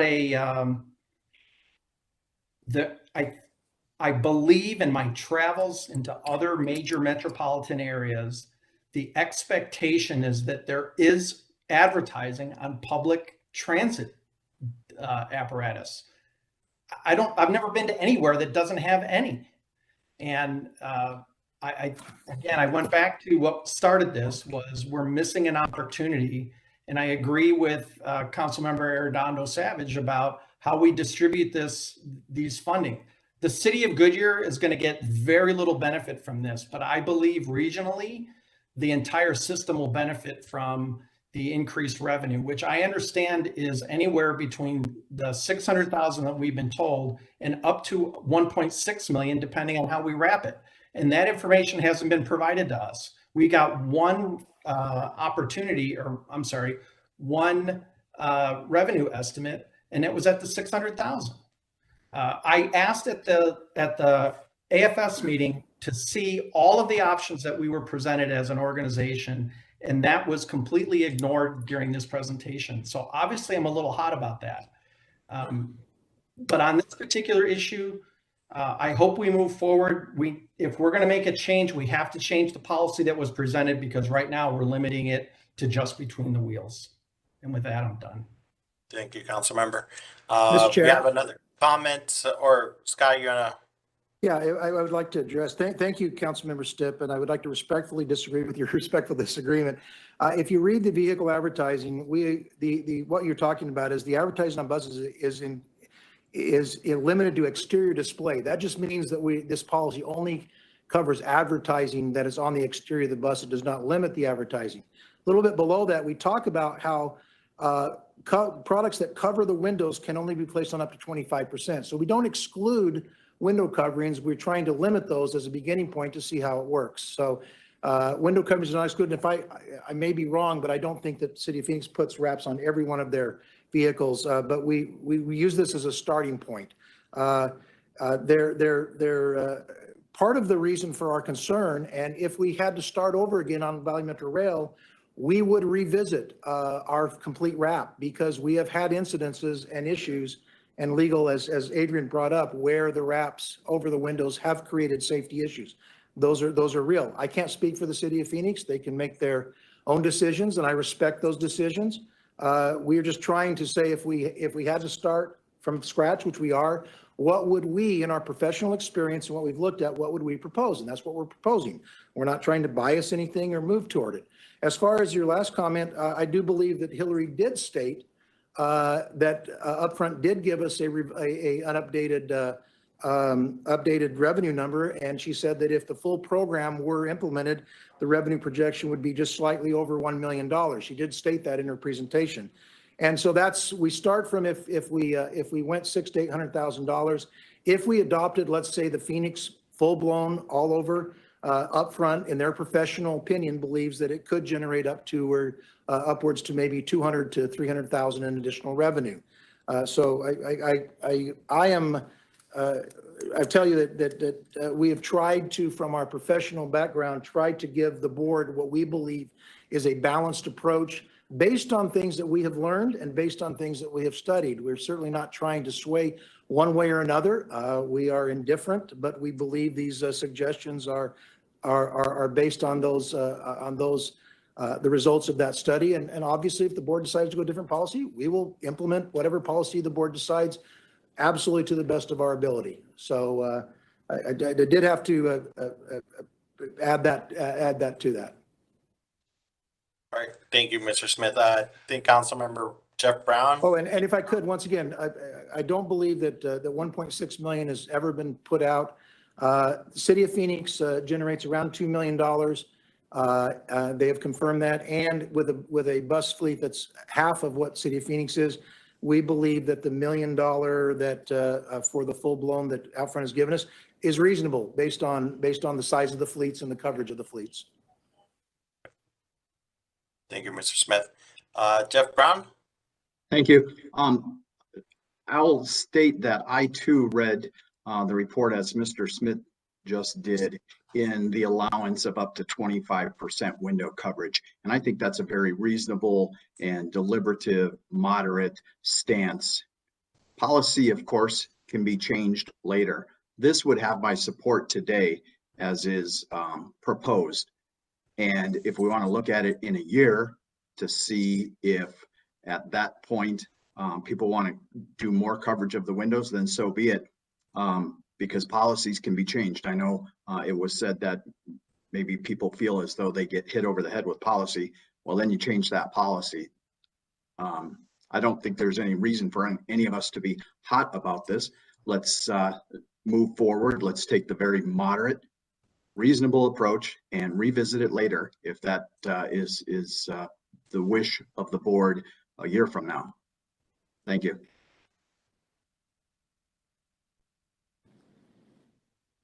All right. Thank you, Mr. Brown. Any other comments or question? Chair, it looks like Councilmember Pastor has a comment and/or question. Please provide the safety information. That's right. Councilwoman? Do you want to expand on that comment? I would like to ask Adrian if she worked with the City of Phoenix and our safety or police officers in seeing if our wraps were unsafe, and at what degree were they unsafe, and what information and documentation is available for us to make a decision on that. Mr. Chair, Mr. Chair, members of the board, I would be happy to provide that. I can speak specifically from my own experience since 2006, 2007, when I was with Phoenix PD and in the position as the lieutenant for the growing Police Transit Bureau or Transit Enforcement Unit. As we had these discussions back then, and it was my position as a law enforcement professional that windows should not be covered to the extent that they're reducing the visibility in or out to a degree over at least the 25% currently that we have. For the reason I stated initially, the only has to happen once statement is what I led with for the purpose of data wise. I'd be happy to ask PD for any data they've had, especially in Phoenix, since they are dedicated in Phoenix for bus and transit. If they've had any specific incidences or experiences where they could not see inside a bus when they were responding to it. If they haven't, I would then default back to my original statement of it only has to happen once. So from a safety and security professional, it has always been my stance that covering windows to the detail that you limit the visibility in or out to a heavy degree, it's restricted, is never a positive outcome for a responding officer or security, or even from a proactive stance with folks who are in traffic every day, may happen to see something occurring inside a bus and be able to actually intervene or call 911 and help out. From the position inside, our riders need to be able to see outside as well. And I think this presentation here was, again, not intended to completely block the windows or visibility, but to look at it from a small perspective of there is the ability to have it 25%, but no more than that. But really, we want to be careful and cautious in limiting visibility in or out of our public assets. Thank you for that comment. Just because of I feel uncomfortable on taking a vote today, and I'll explain why. Just because of this dialogue that we just had, I want to understand, I want to take the time to be able to understand the difference between now that I'm hearing there's possible safety issues and Phoenix buses are unsafe. I want to take the time at least and table this until the next meeting so that I can bring Valley Metro and the city of Phoenix and our safety department and everybody to say, this is what I heard at this meeting. We need to be consistent because we are a regional transit system. It doesn't matter if they're taking a bus from Tempe all the way to Glendale. They don't know that that's a Tempe bus, that's a Phoenix bus, and that's a Glendale bus. All they know is it's a bus, and I feel like there needs to be consistency across the board. So I don't know how to do that in making a motion to continue this item, or I guess There's a a couple. motion. Yeah, thank you, Councilwoman. There's a couple other comments from other members. Mayor Peterson and Thank you, Chair. I just wanted to, and I agree, I think there might be still a few outstanding questions and comments that need to be covered before we move on with this. My question is, and I apologize if I missed it in the presentation, when and how would we be getting reporting back on this? And can someone explain, I love the fact that Valley Metro is running this program and that the cities and towns will gain some revenue from it. What does Valley Metro gain from this too? Because I'm afraid that the program's going to get much bigger and that it's going to entail more staff. And how do we make sure that we have the funds available to pay for that staff? So I guess that's a couple questions wrapped up in there, please. Thank you, Mayor Peterson and Mr. Chair, members of the board. I'll try and answer that. This is one area that we work closely with City of Phoenix and trying to understand the type of oversight that is required for this program. It will take staff oversight. I think when we look at these, both on our side and also from our contractor, we do not have an actual number yet back from the contractor because part of it was trying to decide what the extent of the program would be as far as what they would need to do. I'm assuming that there would be a cost related to that. And there would also be a cost related to whatever we would need to do. When we talk about the revenue numbers, those are gross revenue numbers to us. Any additional costs that would be incurred by us or the contractor would be covered by those. So, whether that's $5 or $200,000, you can take those revenue estimates to $600,000 to $800,000 or $1 million if we were to go full bore on this, and deduct whatever costs would be incurred by both Valley Metro and the contractor. Our rough estimates, I don't even know if I want to throw a number out, but it's going to be, it'll be substantial but not huge. But the net of that number would then be the number that would be available to be distributed out or credited out to the cities through that revenue miles. So when we look at these numbers, whether it be $600,000 or $1 million, the net number that would be available is less than that because we'd have to, of course, have the program pay for itself. And then those numbers would be spread out after that. so would I think so. What we're hearing from the board, I think the overall advertising, we want to see advertising on light rail and Valley Metro buses, right? I think so. Could we have a compromise here where we maybe move and maybe recommend what we have today and discuss further what if it's 25% or if it's full wrap on our next agenda early next year.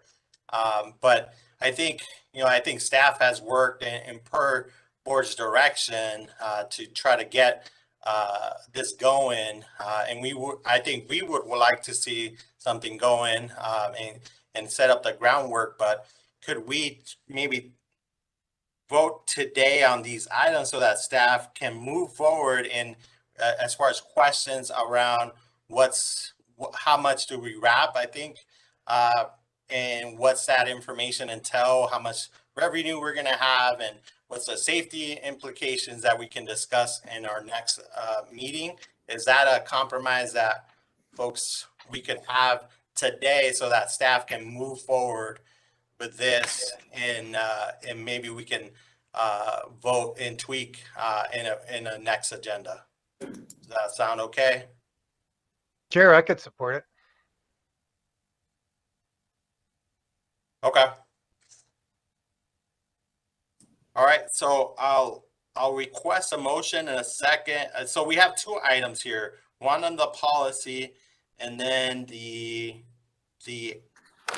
advertising sales service with Outfront. So we'll do the 3A, the policy. So request a motion and a second, and to discuss, maybe to bring it back. I don't know what the phrasing we should have, Mr. Manal or somebody at Valley Metro. Could you all help us on the language there, or what we can come back and discuss with more information on what we end up as far as the additional information on the policy as far as the coverage of it. Mr. Chair, this is Scott. If I could offer a suggestion, I mean, in a lot of ways, the market's going to determine what we can and can't sell. Well, what I might suggest if you're doing is we start this and get out front out there to start seeing what the market is, start selling ads. We'll start putting them on. As we said, this probably doesn't preclude window wraps. That was sort of our compromise with our safety people, is we didn't want to totally preclude it, but we didn't want to go all in. And so we arrived at that 25% thinking that was sort of a compromise of the compromise. And what we would do is even on a monthly or quarterly basis, we can report back to you basically what ads Outfront is able to sell and what the implication is. And we can also report to you how we are as it relates to the 25% full wrap. We may never reach that if we can't sell those. If we can, we'd be more than happy to report the activity on both the revenue and the sales and where we are. And if we find that 100% of our of the potential is to have a full wrap, we can come back to you and say, here's what's going on. And then we can adjust the policy to meet what the market is, if that's what you'd like. And we can do that as monthly or quarterly or bi-monthly, however often you'd like. Rob. Mr. Chair, this is Bill. Councilmember Sip. Okay, what I'd like to, I think you have to do this in two different motions. Obviously not an attorney, but I think this is two motions. So the first motion would be to have the board of directors amend the RPTA's no advertising policy. And that policy be brought back to the board in January for final review. That way we amend the policy that says no advertising and we get it finalized in January after all these get done. So staff can get started. We know nothing's going to happen during December anyway, so, but at least we at least get the no advertising policy rescinded.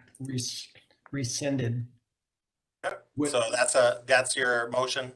Rescind the no advertising policy and bring the formal policy back to the board in January for final approval. Bridget Peterson, I'll second that. And I have an alternate motion. Who was that? Councilmember Brown. Go ahead, Councilmember.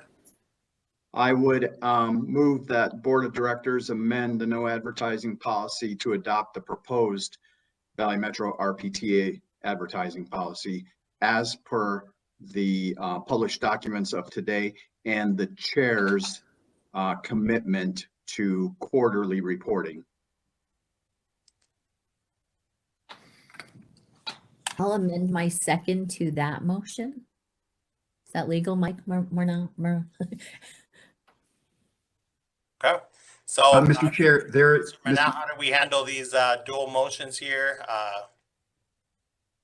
Mr. Chair, there is a motion on the floor that was made by Councilmember Stipp. That is that's the first one. Yes, that is the motion. That is. So I'm sorry, Mike. Mayor Peterson rescinded her second to that motion and moved it to the motion from Councilmember Brown. So the first motion would die with the lack of a second. I have a second for the first motion. Okay, so the first motion is the motion on the floor is made by Councilmember Stipp and seconded by Councilmember Pastor. Is that correct? Correct. So we take the second motion first and then the first motion. Okay. So do we vote for that motion first, right? Yes. All right, Pat, do you mind taking the roll call? Second motion, Pat. Point of order, which motion are we taking a vote on? Do the second motion first. Okay, so we need to take the second motion first. That was by Councilmember Brown and Mayor Peterson. Because the recension of the motion, the second by Mayor Peterson. So the second now becomes the first motion that we will take. Thank you. Okay, so this motion that you're voting on is amend the no advertising policy and adopt the proposed as published and request that the chair of the RPTA board commit to quarterly reporting on this item. Okay, Vice Mayor Malone.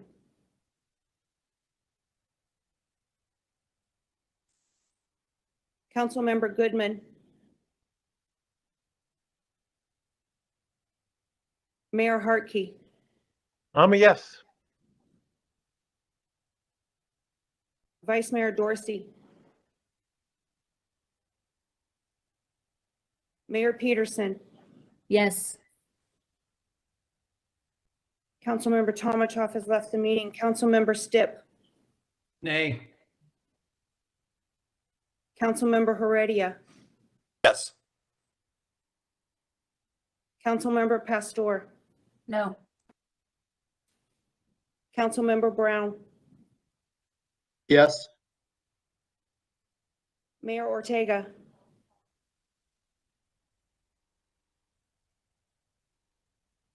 Councilmember Winters. I'm sorry, Councilmember. Point of order. No. You can. I have you recorded as a no, Councilmember Winters. Councilmember Gomez. Mayor Pereira. Yes. Mayor LaVault. Yes. I don't know that we have a quorum.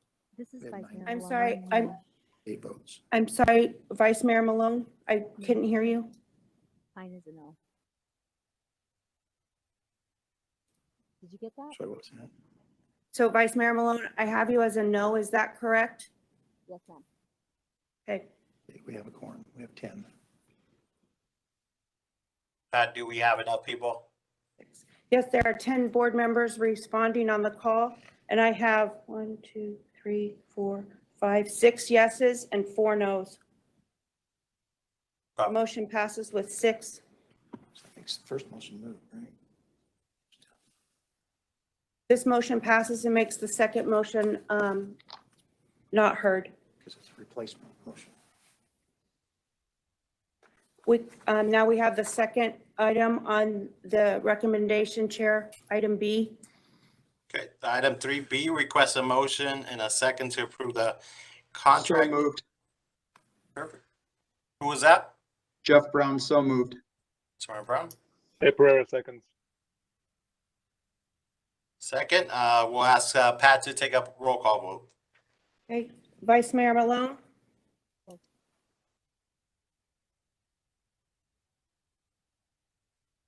Did you hear me? I was up. Yes. Yes, okay. Councilmember Goodman. Mayor Hartke. Yes. Vice Mayor Dorsey. Mayor Peterson. Yes. Councilmember Stipp. Yes. Councilmember Heredia. Yes. Councilmember Pastor. Yes. Councilmember Brown. Yes. Mayor Ortega.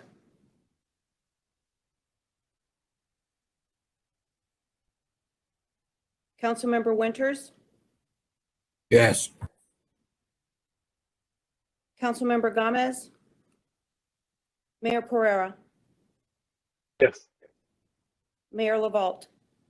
Yes. Motion passes, Chair. Thank you, Pat. Thank you, everybody. Mr. Chair, if I could, this is Scott. I'm sorry, this issue, which I was We had obviously no intention of having it be as controversial, and we understand there's questions and a bit of confusion out there. We will do our very best to work with the board and your staff and the chairs to implement this as transparently, quickly, and as taking into account all of the comments that are made, because there were certainly some legitimate questions in that. So, I apologize and want to let you know that we will over communicate how this is implemented and let you know what we're learning and what's going on, so we can hopefully answer many of the concerns and the questions of members of the board. Thank you, Scott, for mentioning. Yeah, if we can answer some of the points that were brought up here, especially around safety, the costs, the revenue, and those items, I think those are going to be important aspects on how the success of this program goes on. So thank you for those comments. Next item, report on current events and suggested future agenda items. Anyone have anything to add on this? Hearing none, next meeting, Thursday, January 20, 2022, 11:15. So thank you, everybody. Sorry for a long meeting here. I think you appreciate for you sticking on, and those on via Mars stick on for a couple more minutes here. Thank you, Chair. Happy Thanksgiving, everyone. You too. Happy Thanksgiving.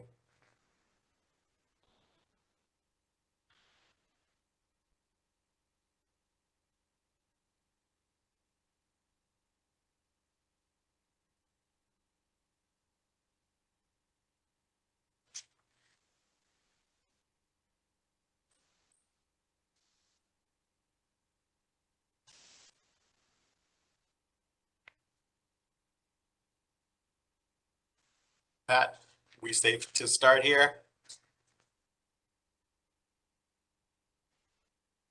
You're on mute, Pat. Councilmember Pastor, are you still on the call?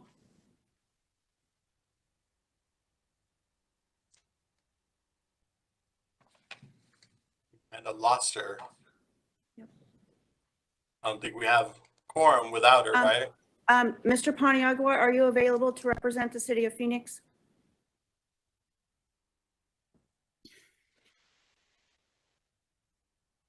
Mr. Sapien, are you available to represent the city of Phoenix? This is Mario. Hi, Mario. Okay, great. Thank you so much. We're ready to go, Chair. All right. Do you want to do a quick roll call, Pat? Sure. Mayor Kevin Hartkey, City of Chandler. Here. Councilmember Francisco Heredia, City of Mesa. Here. Mario Paniagua, City of Phoenix. Here. And Stephen Methan, City of Tempe. Here, Pat. Great, thank you. We're ready, Chair. All right, perfect. First item, public comments. Anyone from the public care to comment here? This is the time. Pat? you got some- Yes, Chair, we have a couple of people who would like to provide comment today. Blue Crowley is at the podium. I'll go last if No, there just go, you're already there. All right. You got 3 minutes, Blue. You got it. The incident table on the current quarter of the Valley Metro Light Rail document, it has in here all the major offenses, the crimes that have been committed on the rail. And one of the situations here is code of conduct. That's the major ones. Do you know what some of the code of conduct stuff is? I don't have the document here, but you can be cited for dawdling at the 19th and Dunlap station, because the way you've made it is if you use the rail, you get to the station, you leave. You don't stay here. You don't check the yard out. You have to go. Another one, you have your radio on. I was talking to one of the staff of Tempe one day and pointed that out to him, that you can't have your radio on. If anybody can hear your radio, it's a citation of code of conduct. I find them not to be what they should be, but when you list that there are 300 some, and then you list where they are. Could you also break it down on what they did? Because it's a big number, and I'm glad that you get it done, but what can I say? Also on that document of what's currently happening with Prop 400, I also asked to find out what was cut back from the rail, et cetera. Well, you say there's a $2 billion shortfall, then 900 million of that would have been rail.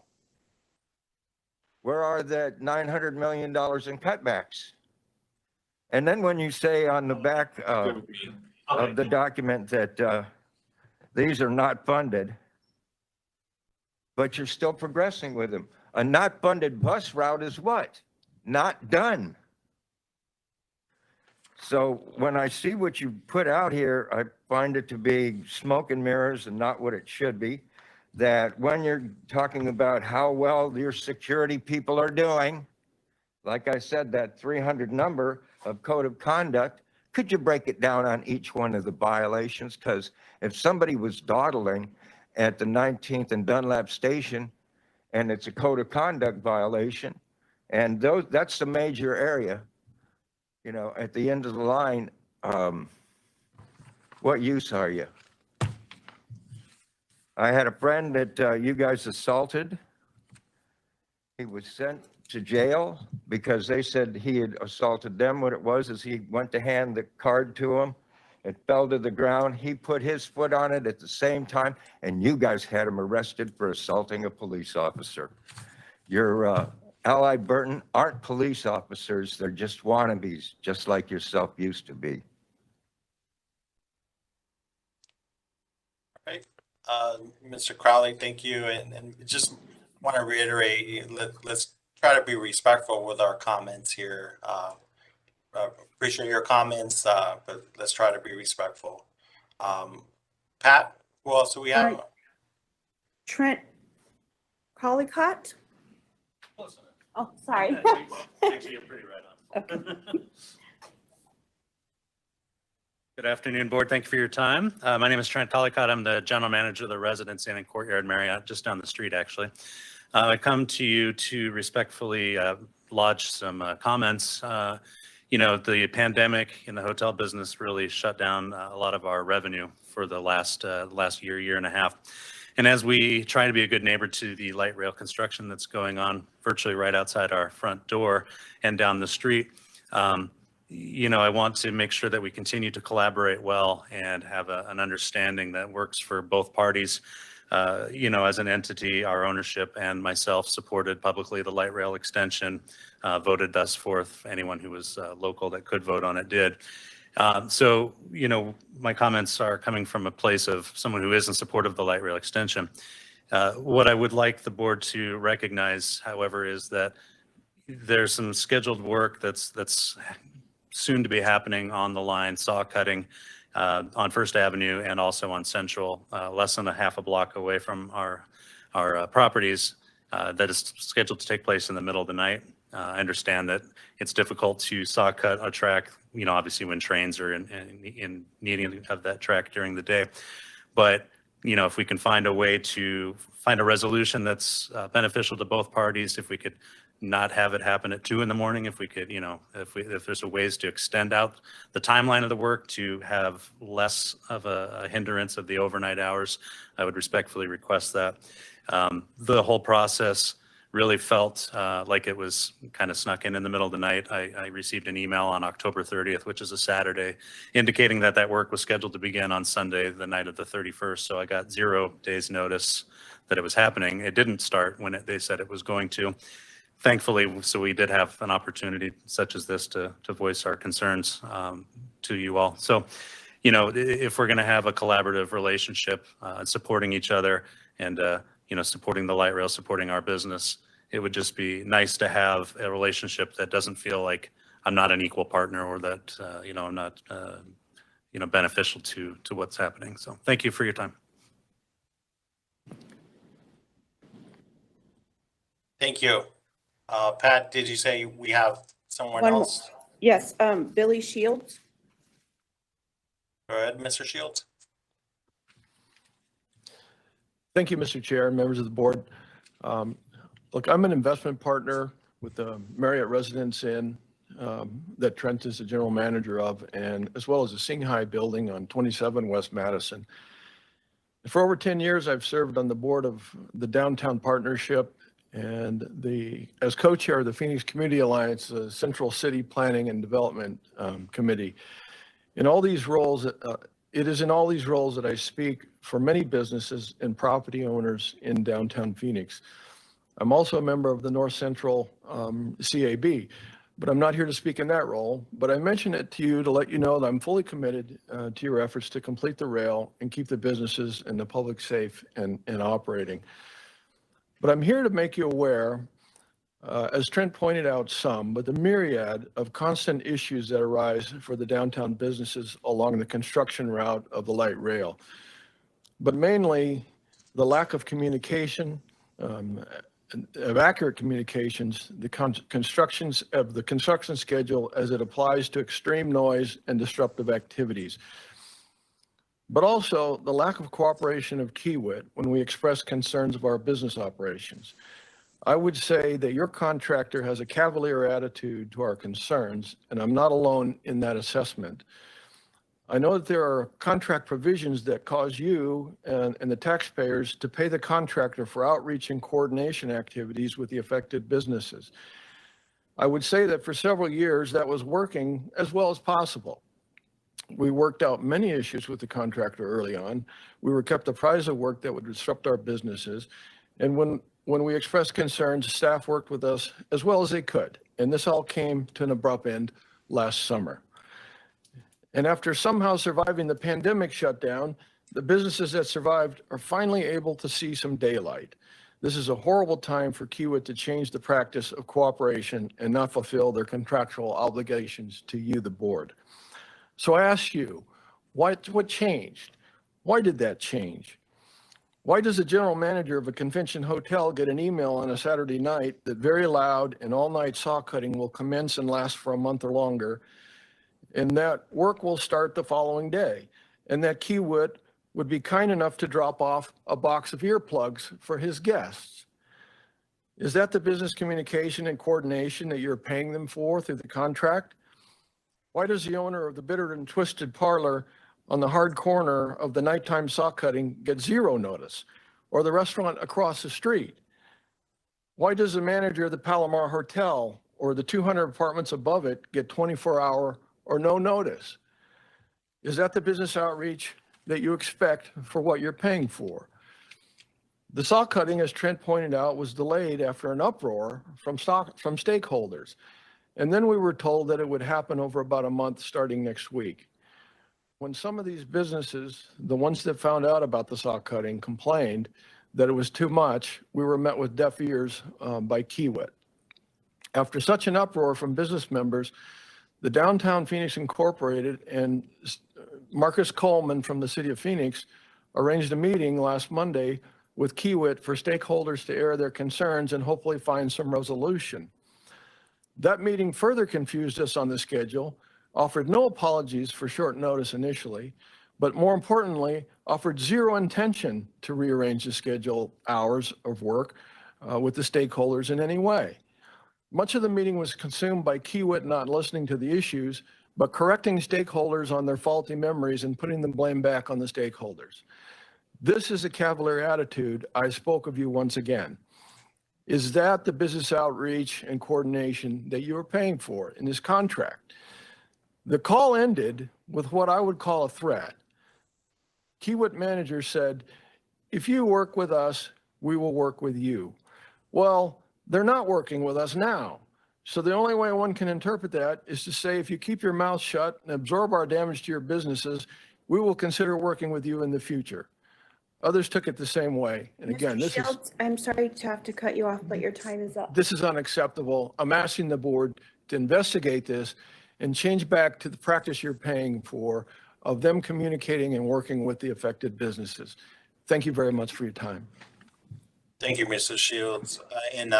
Unfortunately, we can't comment on this based on it's on an agenda, but we'll definitely have a note in the previous meeting. We there was talk on this, and hopefully we can have more conversations with staff and Phoenix and other folks involved in this to see what can be done. So thank you. And Mr. Chair, I will commit, I will follow up with both Mr. Colacott and Mr. Shields, and with you. I'll report back to you on that follow-up. Perfect. Thank you. Second item, the consent agenda. The consent agenda is presented for action. Any of the committee members have any questions or comments on the consent agenda? We have 3 items. Our minutes, 2B, facilities maintenance contract change order, and our steel rail testing service contract. I'll take a motion in a second to approve the consent agenda. So moved, Mayor Hartke. And Mario from Phoenix, second. perfect. Ask Pat a quick roll call vote since we're. Mayor Hartke, Yes. Councilmember Heredia, Yes. Mr. Paniagua, Yes. Mr. Methvin. Yes. Motion passes, Chair. Thank you. We'll move on to item number 3, capital extension, amended locally preferred alternative and funding agreement. So call on Mr. Scott Smith to present this item. Yes, Mr. Chair, I know we've been here a long time. This is a very, very exciting and simple ask. A couple weeks ago, the Phoenix City Council approved the locally preferred alternative for the CapEx project. This is being presented to you. Also, you are required to approve that, and also approved an agreement with the City of Phoenix for planning monies, $45.3 million, to begin the next stage of planning on this CapEx extension. So we strongly suggest you follow the lead of the example of the City of Phoenix Council and approve this.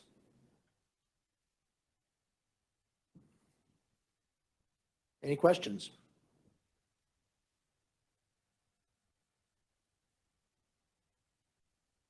Chair, I'd make a motion to approve. Mr. Chair, this is Mario. I would second gladly and just say that we're very excited about moving this forward today. Thank you.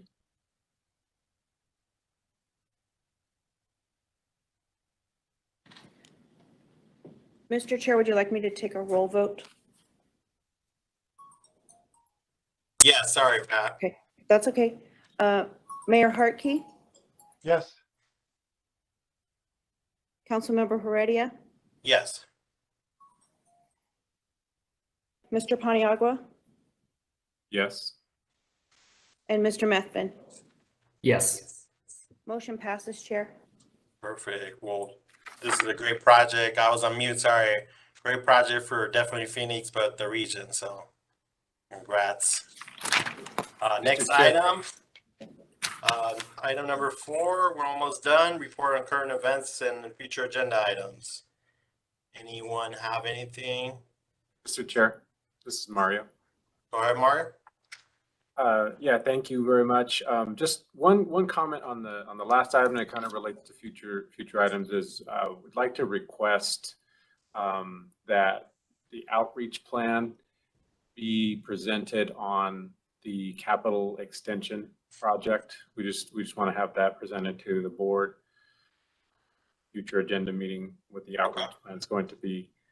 And then the only other thing I was going to mention is just to tie back to the speaker comments that we had just a moment ago to what Councilwoman Pastor mentioned early on, just that any communication on that be reported back to the board as well. Just trying to tie her comments to the comments that were made here about the downtown stakeholders. Okay. Sounds good. Thank you. And our next meeting Thursday, January 20th, 11:15. So this concludes our agenda. And no other questions. Meeting is adjourned. So thank you, everybody. Have a great holidays, Thanksgiving. Thank you.